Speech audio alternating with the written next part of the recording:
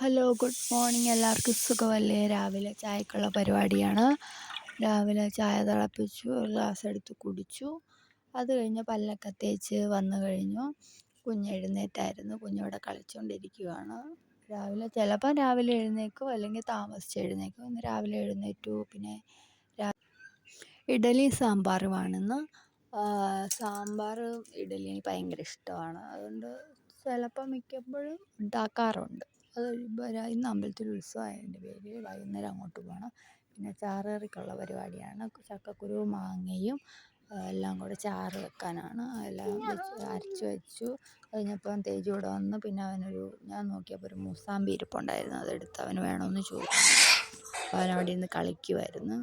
അത് കഴിയുമ്പോൾ ഒന്ന് വൈകുന്നേരം മുടി വെട്ടിക്കാനൊന്ന് പോകണം.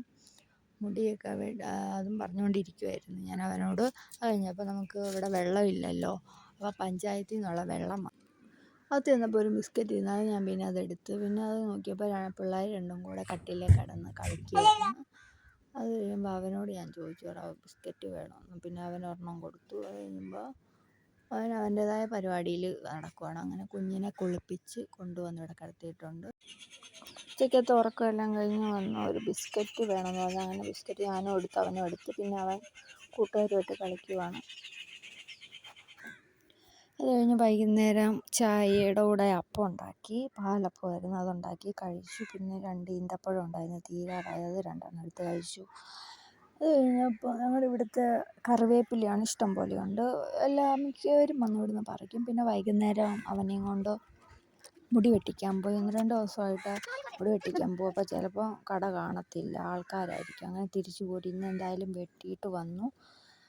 അത് കഴിഞ്ഞ് വെട്ടാനൊക്കെ ഇരുന്ന് കൊടുക്കും, ഒന്നും കുഴപ്പമില്ല. അത് കഴിയുമ്പോൾ വന്ന് ഇതാണ് ഞങ്ങളുടെ കിണർ. ഞങ്ങൾ വെള്ളമില്ലെന്ന് പറഞ്ഞില്ലേ, വെള്ളം ഇപ്പം വറ്റി കിടക്കുക. അപ്പോൾ അങ്ങനെ പഞ്ചായത്തിൽ നിന്ന് വരും. 2 പ്രാവശ്യം വന്നുള്ളൂ പഞ്ചായത്തിൽ നിന്ന്. പിന്നെ ഞങ്ങൾ ആഴ്ചയിൽ ഇറക്കണം.